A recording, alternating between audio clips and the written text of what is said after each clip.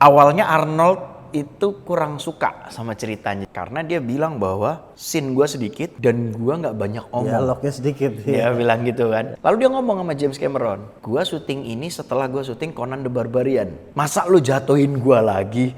Pemeran utamanya si Michael Biehn, si Kyle Reese itu. Dan salah satu yang gue sangat suka kayak antara kenapa 2 Terminator pertama gitu. Itu yang Gara-gara film itu ngebuat gue ngerengek ke nyokap gue untuk dibeliin jaket kulit. Tapi satu kalau percaya gue tuh selalu percaya bahwa AI atau teknologi apapun lah di masa depan ada satu hal yang dia nggak punya, tapi hal itu dimiliki manusia.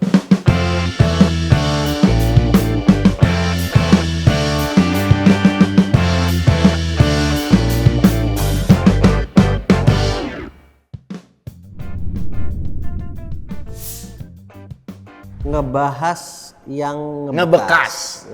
Gue sama Ramon kita kenal lama dan selalu salah satu hal yang mengkonek kita tuh adalah urusan film, urusan musik sama urusan buku, literasi. Gitu. Tiga ini yang membuat kita selalu even kita udah nggak ketemu lama terus teleponan atau ketemuan tuh langsung kayak baru habis ngobrol kemarin gitu kan. Ya kayak barusan gue ngomongin, topiknya pasti nggak jauh. Kita lagi ngomongin serius, pasti ujung-ujungnya kaitannya film. Karena sebenarnya kalau misalkan para pecinta Marvel, kami berdua tuh bagaikan Logan sama Sabretooth. Lo apa jadinya? Ya gue Logan lah, lu kan Sabretooth. Iya. Oke, di episode pertama kita akan ngebahas tentang yang ngebekas di kita mungkin waktu ketika kita kecil ya Li ya. Ada satu film, semua orang ketika generasi, kita ini generasi apa? Milenial ya? Kita milenial ya? Milenial, semua pasti tahu film apa ini. I'll be back. I'll be back.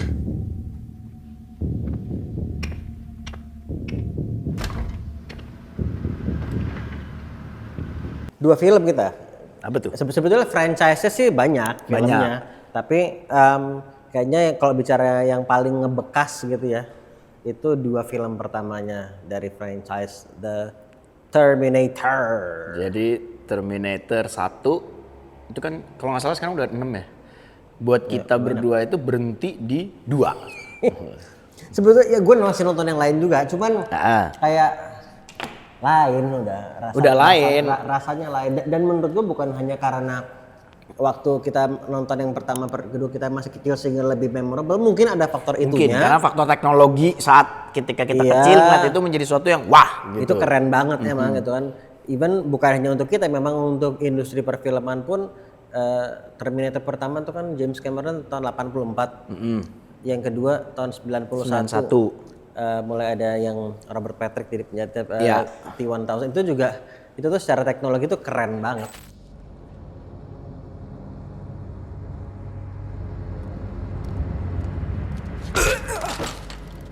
Yang lucunya kalau kita nonton lagi ya, ketika Robert Patrick misalkan ditembak matanya bolong gitu kan, terus yang tangannya tajam. Itu kan 91, berarti kalau dihitung sekarang berarti berapa tahun yang lalu ya Li? 35 tahun yang lalu kurang lebih. Ya. Dan kenapa belum ada ya di Indonesia bikin film kayak gitu loh. Bolong, nembus lagi, sweat. Tenaga aluminium atau apalah itu metalnya itu kan. Tapi tentunya kalau teknologi sih sudah sangat ada dan menurut gue film-film kita pun juga keren-keren juga. Dan cuman tema yang diambil kan. Tapi yang sangat gue suka juga kalau kita bicara film Indonesia, semakin kesini semakin meluas temanya. Betul, varian terus variasinya sudut pandang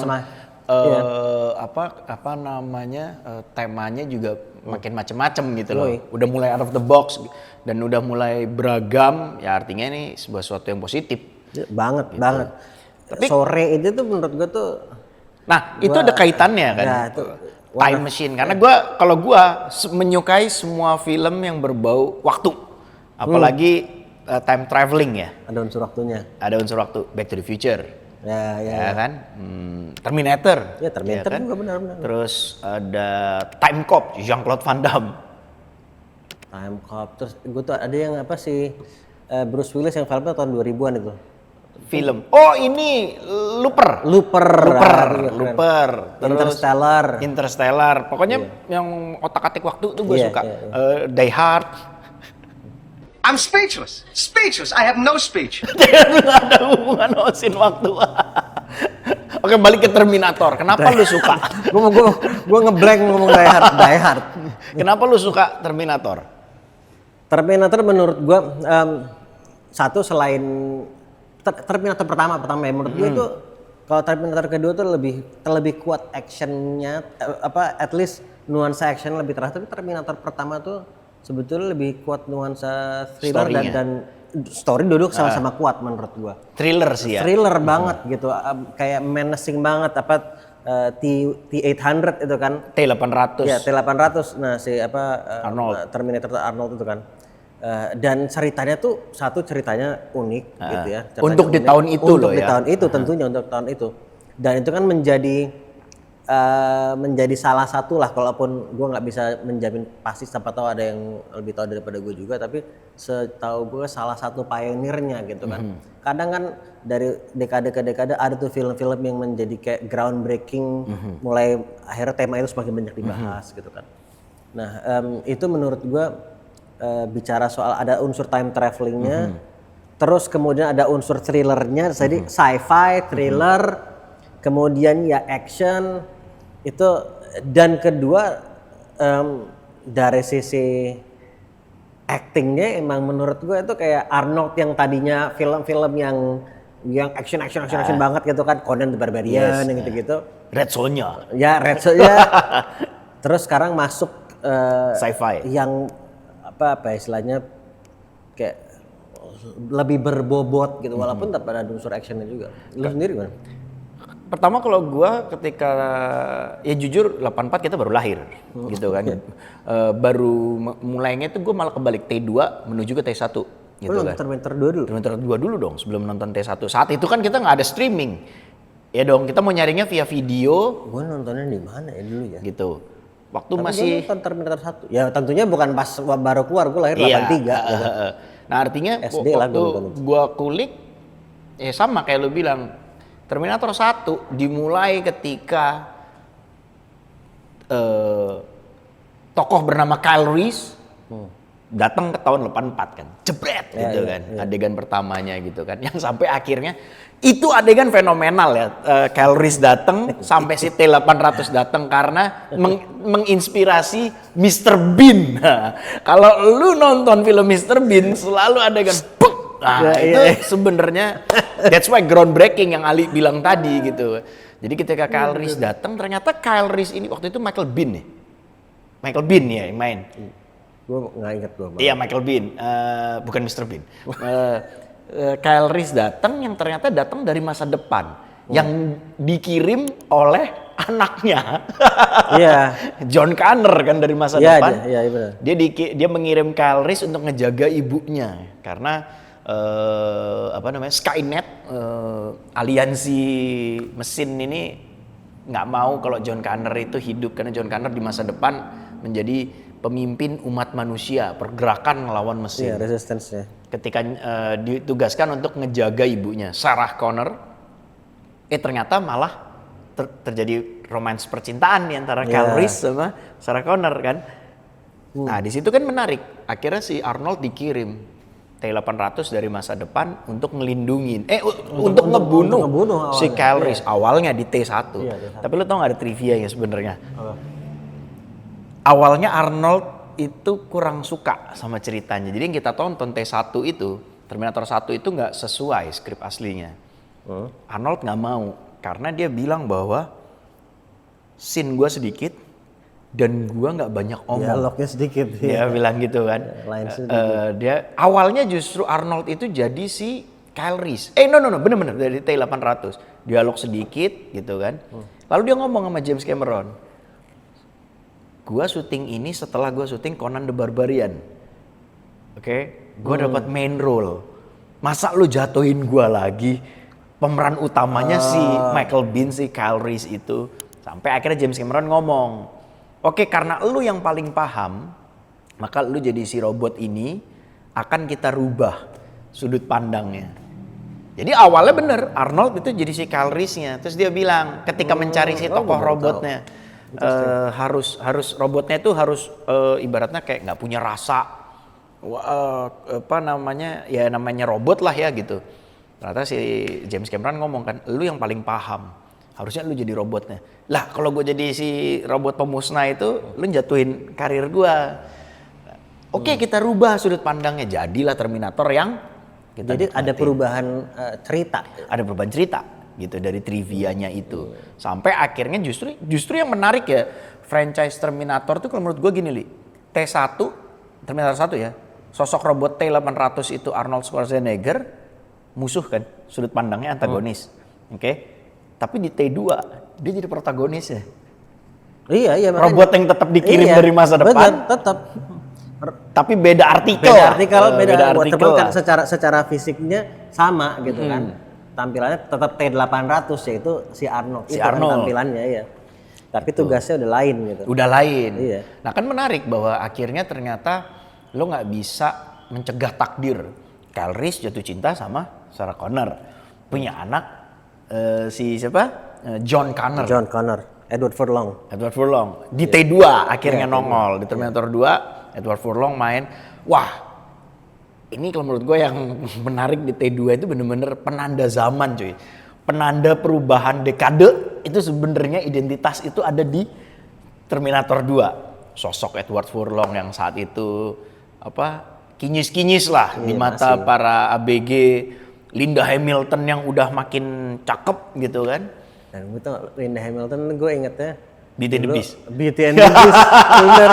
Ya, mungkin dia nggak tahu nih, dulu tuh ada film seri tapi yang orang bukan kartun ya, Beauty and the Beast, film serinya dulu. RCTI. Ya kan? RCTI itu dulu. Sore ya. Harinya gue mungkin Sabtu Minggu lupa deh. Nah itu yang jadi beauty-nya itu kan Linda Hamilton. Terus dari main peran itu akhirnya main di Terminator dia.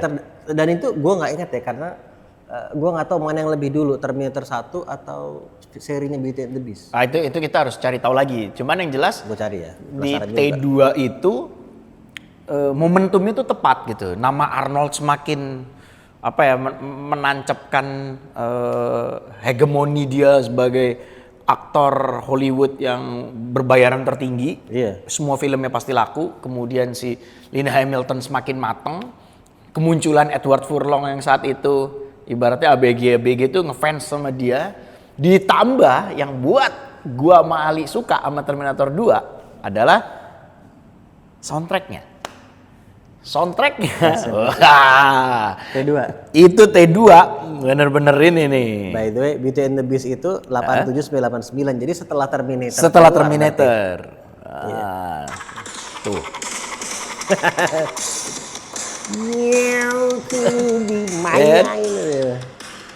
Tahun 91 ketika lagu ini keluar, wah itu bener-bener studi kasus contoh kayak ibaratnya teh ini paket dagang franchise yang pas. Soundtracknya grup besar, pemainnya aktor-aktor besar, ceritanya bagus, udah jadi. Guns N' Roses, You Could Be Mine, ya kan? Iya. Itu termasuk kayak lu tanya tadi, apa yang lu suka? Ya itu jawaban gua. Paket lengkap sebenarnya Terminator itu.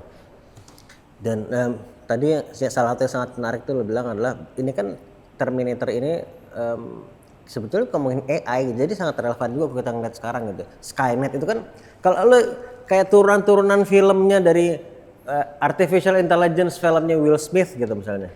Itu kan again Artificial Intelligence bukan Robin Williams ya? Itu Benson Netial ya? Iya, yang Will Smith. Kan AI itu judul filmnya kan. Ada juga yang bukan, AI itu ini ya, siapa namanya? Yang Haley Joel Osment. Tapi iRobot. Nah, tapi itu kan konteksnya juga gitu. Robot sudah mulai mengambil alih kan gitu kan. Nah itu robot mulai mempelajari perilaku manusia, sistem mempelajari perilaku manusia, detil-detil manusia.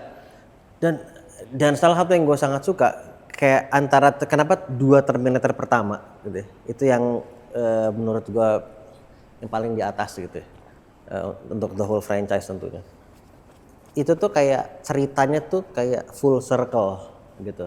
T1 dan T2. T1 tuh dari mulai Arnold itu apa Calories. T800 itu datang untuk membunuh gitu kan.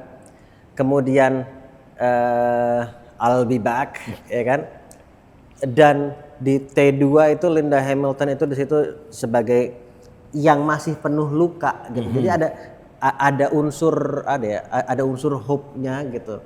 Ada unsur traumanya, Betul. ada unsur bukan melawan tapi mengelola rasa takut gitu. Karena some people ada yang ketika dihadapkan dengan rasa takut kemudian dia break gitu ya. Ada yang ketika dihadapkan rasa takut akhirnya dia proses rasa takut itu to become strength gitu kan. Dan ini menurut gue itu it's really good example juga perjalanan itu tuh sangat-sangat menarik. Artinya kayak lu bilang tadi, ketika trauma itu malah menyulap lu menjadi lebih kuat. Kalau kata Albert Camus kan, whatever doesn't kill you simply makes you stronger gitu. Dan Linda Hamilton, maksud gue Sarah Connor, tokohnya bareng sama anaknya kan, John Connor kecil ini. Apa yang menempa dia semasa hidupnya akhirnya ngebentuk si John Connor ini nanti di masa depan benar-benar jadi pemimpin revolusi umat manusia gitu kan, untuk melawan si AI tadi gitu.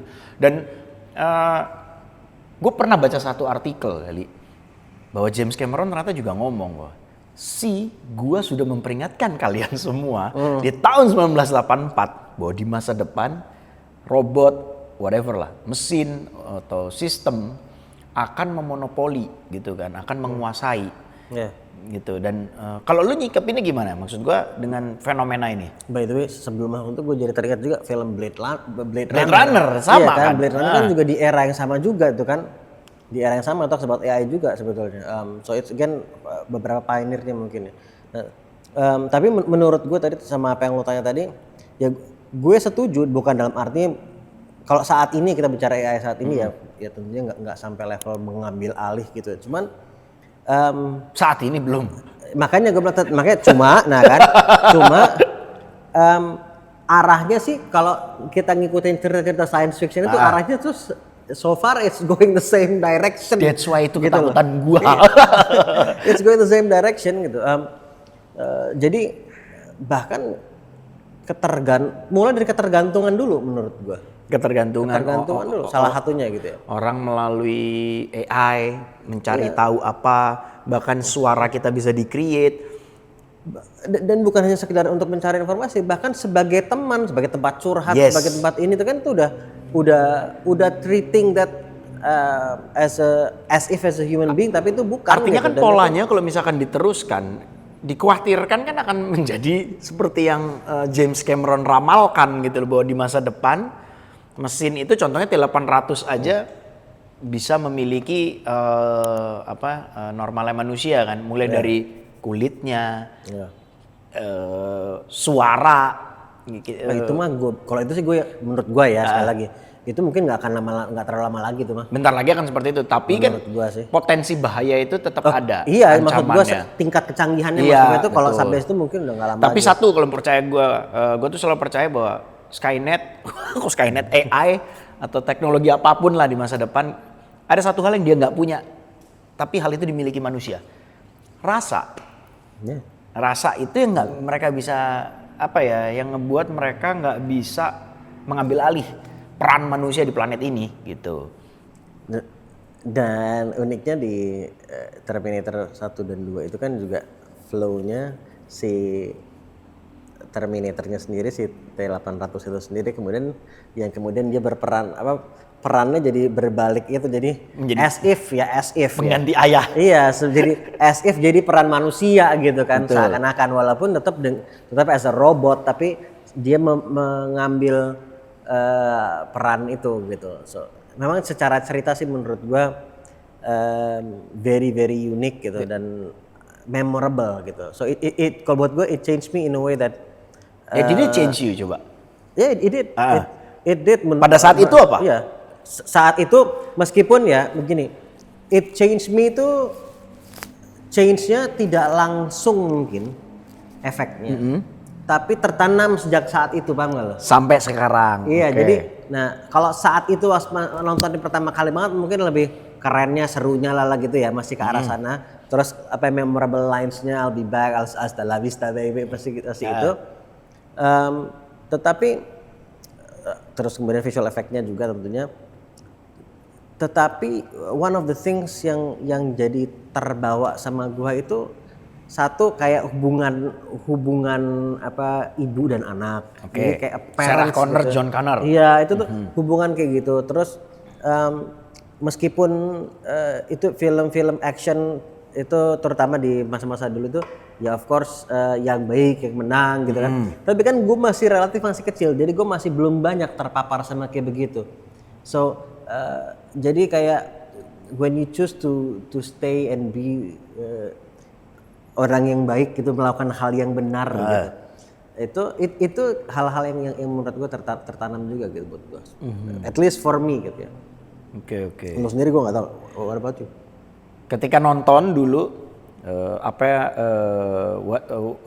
ya istilahnya? Did it change me? Yes. Ketika nonton. What way? Pada saat nonton, gara-gara film itu ngebuat gua ngerengek ke nyokap gua untuk dibeliin jaket kulit. Ya kan jaket kulitnya si Arnold itu saat itu penanda zaman, maksud gue Iya benar. gila. Jadi walaupun motorcycle jacket yang dia pakai itu, motorcycle jacket itu kan memang timeless ya. Seumur hidup lo akan tetap keren gitu. Mulai dari Ramones pakai itu, All the Rockstars pakai itu, Marlon Brando pakai itu. Tapi ketika di tahun 90, orang kalau ngeliat jaket kulit, image-nya itu udah langsung di dekade itu ya. Iya. Image-nya tuh langsung Terminator gitu kan. Nah itu pertama di gua ngerengek minta dibeliin jaket kulit. Lalu salah satu aspek lainnya adalah ngebuat gua untuk mulai mendalami Guns N' Roses saat itu. Kan itu kan di era-era itu apa ya? Appetite for Destruction atau Use Your Illusion ya, double album. Itu kayaknya Appetite ya. No. Use Your Illusion. Use Your Illusion. Itu double album. Iya. Yang sebenarnya itu fotonya adalah nukilan dari sekolah apa sih? Sekolah lukisannya Michelangelo atau Leonardo ya? Yang sekolah kita itu. lihat aja lah. Gitu.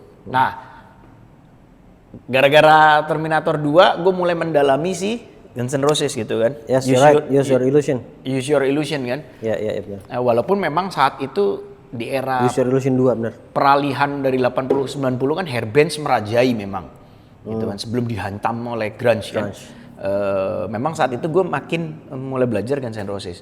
Tapi kalau ditanya apa yang ngerubah gue inspirasi apa yang gue dapat sampai dengan hari ini, sebenarnya di Terminator itu terkait dengan time looping.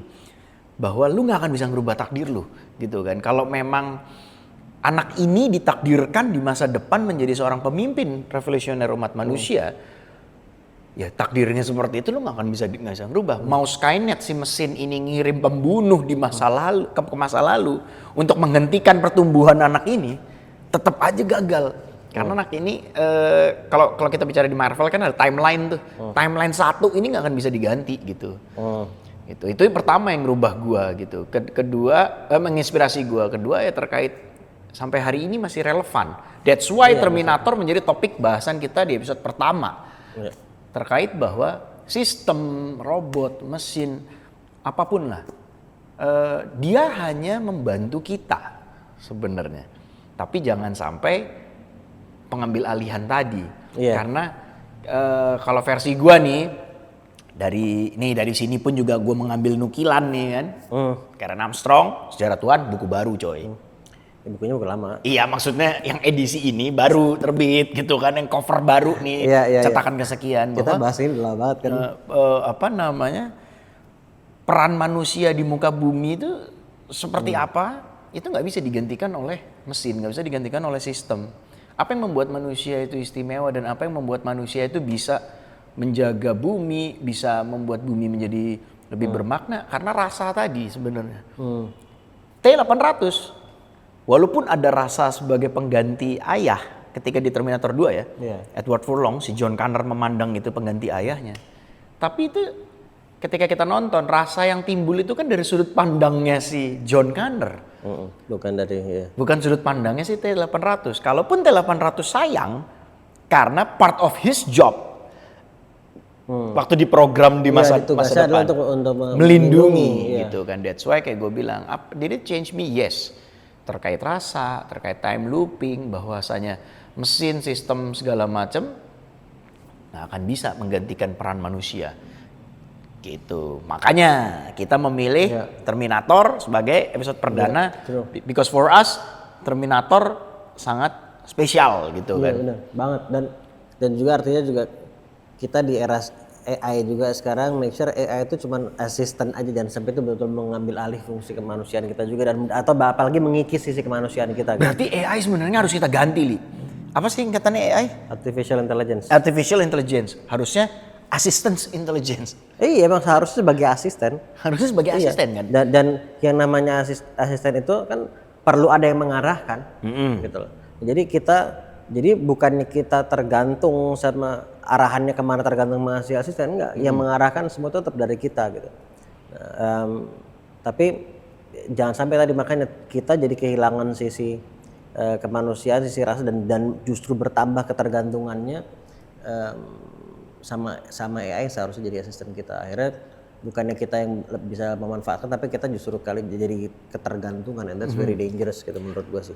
Ada hal menarik mentally juga sangat nggak sehat gitu kan. Kalau kita terlalu bergantung. Iya, of course lah. Yes. Sama manusia aja nggak sehat terlalu bergantung, ya, kan? Apalagi sama yang bukan manusia gitu. Iya kan?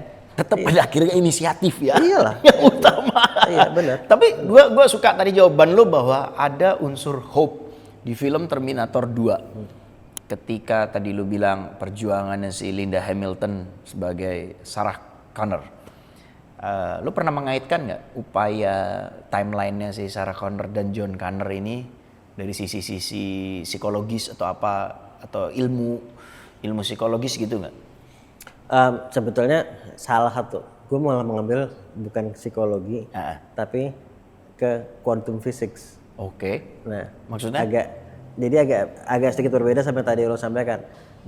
Karena memang menariknya kalau ini kan tadi bicara soal antara destiny sama free will kan, ya, gitu kan? Oke. Apa Terminator ini, bahwa di satu sisi namanya takdir itu ya udah lo mau kayak gimana juga nggak bisa ditak-atik gitu. Nah, tetapi kayak during that time, bukannya di quantum physics itu semakin ke sini semakin banyak paham di quantum physics yang bahwa memang ada parallel reality. Parallel reality. Iya, karena jadi ibaratnya gini, semua version of reality itu ada. Gitu. Nah, kalau gue kasih analogi itu kayak stasiun siaran radio gitu. Nah, semua siaran radio itu ada gitu. Oke. Ya, at the same time gitu ada, tapi yang mana yang akan kita experience tuh tergantung kita tuning our frequency to which station gitu. Oke. Nah, tapi saat kita tuning ke stasiun A gitu frekuensinya, bukan berarti stasiun yang lain tidak sedang siaran. Lo lagi ke 180 juga tetap siaran kok gitu. Tapi kalau lo mau experiencing siarannya radio yang lain, you need to tune your frequency, that si alat yang namanya radio ini to that station's frequency gitu kan. All kind of version reality itu juga seperti itu gitu. Jadi ada di frekuensi yang berbeda-beda. Tetapi yang mana yang akan istilahnya tuh kalau dalam bahasa meluruh atau melebur atau collapsing into our physical reality. Nah, itu yang kita yang mana frekuensi kita tuh selaras dengan yang frekuensi yang mana, reality yang mana gitu. Nah, itu si quantum fisiknya si Sarah Connor. Nah, kalau dalam film itu specifically itu kan tetap stay sama si that one destiny gitu. Yes. Stay that one destiny gitu. Cuman yang menarik tadi makanya gue bilang di film Terminator ini nggak ngebahas parallel reality, walaupun secara tersirat ada harapan reality bisa berubah gitu kan, gitu loh. Tapi kalau di kayak film-film Marvel tuh sebetulnya belakangan itu sangat-sangat membantu pemahaman mengenai parallel reality. Loki, apa Doctor Strange, so many things lah gitu kan. Nah, itu sangat membantu. Tapi jadi itu tuh bukan sekedar teori asal-asalan, bukan sekedar fiksi, ada sains di baliknya sebenarnya itu. Itu semua possible reality itu ada. Makanya di satu sisi, dan menurut ini pendapat gue pribadi ya, makanya kan kita di satu sisi dibilang takdir tuh nggak bisa berubah. Ya. Tapi kita disuruh berusaha, gitu kan? Disuruh berusaha. Grand design-nya nggak berubah, tapi mikronya masih bisa. Lo Kayak, ini. ya, kalau gue sebagai Muslim kita beriman kepada qadha dan qadar. Ya. Qadha itu yang nggak bisa diubah kan. Lu lahir di mana, siapa orang tua lu, gitu kan, tanggal berapa dan seterusnya. Tapi qadar, takdir yang bisa berubah-ubah. Dan kita disuruh berusaha kan untuk berubah. Based on your irodat, Nah, dan free will. Dan menarik nyambungnya ke situ adalah bahwa di sisi lain kita suruh berusaha, bahwa ada yang bisa berubah, tapi di sisi lain dibilang semua sudah tertulis. Tapi ketika nyambungin bahwa parallel reality itu ada, itu nyambung. Memang semua sudah tertulis. Tapi kita akan masuk kepada reality yang mana? Yes, paralel yang mana? Ya, itu Jutaan your alternatif effort. tuh, Ya, ya kan? It depends on your effort yang akan affecting your frequency. Oke, that's why quantum physics tadi. Itu salah satunya nih. Ini tentunya baru di permukaan lah ya, tapi sebagai gambaran lah gitu. Sebagai gambaran, dan memang gue sama Ali selalu bersepakat ya bahwa orang kan sering nanya, kenapa sih lu berdua senang banget film, senang banget musik, senang membaca buku. Oke, kita pertama bilang film dulu deh. Karena di episode-episode ke depan kita nggak menutup hanya cerita tentang film, tapi kita akan bercerita tentang buku apa yang kita baca, musik apa yang kita dengar gitu. Kita selalu percaya bahwa budaya populer seperti musik, seperti film itu juga mengandung knowledge, mengandung pembelajaran yang bisa kita dapat. Kayak tadi lu bilang kan, perjuangan Sarah Connor sama John Connor itu there's a quantum physics di dalamnya gitu kan. Alternatifnya seperti apa, kaitannya kayak lu bilang tadi.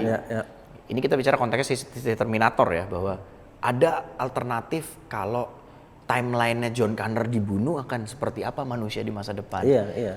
Ternyata ada qadha dan qadar yang memang di dalamnya lu punya free will untuk dalam artian mau mengisi dan memilih alternatif paralel yang mana. Ya, tapi itu masih permukaan. Kalau mau lebih dalam, boleh. Tapi kita harus menghadirkan ahlinya untuk ngobrol. Oke, terakhir nih, Li. Menurut lo Terminator mau ngasih impact nggak ke... maksudnya impact itu dalam artian gini, bukan soal penjualan filmnya ya. Tapi impact kayak tadi kita bahas nggak? Ada nggak orang-orang yang nangkep, menafsirkannya seperti itu? Paling jujur, I don't know. Menurut gua, coba deh, lu udah nonton Terminator atau belum? Iya. Coba lu tulis juga, menurut lu gimana pengalaman lu nonton, yang udah nonton. Kalau yang belum nonton, abis nonton ini, terus itu balik lagi sini, komen di bawah juga. Tapi kalau yang udah nonton, lu bisa nulis tuh. Malah gua pengen tahu. Di komennya, lu tulis. Karena kita terbuka, nggak cuma kita berdua, bahwa lu yang udah nonton punya dampak nggak terhadap si film itu terhadap lu gitu kan? Gitu. Karena ya kayaknya dari orang-orang bisa beda-beda gitu kan. Jadi that's why episode kali ini kita belajar banyak dari film yang kita pilih untuk episode kali ini adalah Terminator. Kita belajar tentang timeline, kita belajar tentang quantum physics, kita belajar tentang hope kayak tadi, what doesn't kill you simply makes you stronger gitu kan. Kita belajar juga tentang bahwa sistem pada akhirnya belum tentu bisa mengambil alih peran manusia di bumi ini gitu kan. Dan tentunya masih banyak lagi pelajaran yang kita dapat dari film-film yang akan kita bahas, dari musik yang kita bahas, dan tentunya dari buku-buku juga yang kita bahas. Gitu kurang lebih. Dan kita juga kalau ada ide film apa yang mau dibahas, musik apa, buku apa yang mau dibahas, tulis di komen. Juga. Jangan lupa juga subscribe dan share juga ke yang lain. Teman-teman lo yang udah nonton Terminator, yang suka Terminator, yang pengen lu cekokin sama Terminator juga bisa juga. Lo iniin. Jadi sebelum kita pamitan, kalau lo pengen lihat sosok Ali yang membicarakan tentang budaya pop, musik, film, buku, bahwa kita bisa belajar dari situ. Kalau lo juga pengen lihat Bapak Ramon yang tidak berada di dalam goa, tidak berada dalam hutan, tidak berada di pesisir negeri gitu, tapi ada di sebuah dapurnya Pak Ali untuk belajar bareng. Ini sanctuary kita bersama. Sanctuary kita bersama, kita nggak nguruin, kita juga nerima, sama-sama belajar. Kita bisa kumpul bareng di sini, atau siapapun yang mau gabung di sini juga boleh. di Saling- apa ya. judulnya apa nih Kita lupa. lupa ngebahas yang ngebekas. Ngebahas yang ngebekas. Sampai ketemu di episode selanjutnya. Assalamualaikum. We'll be back.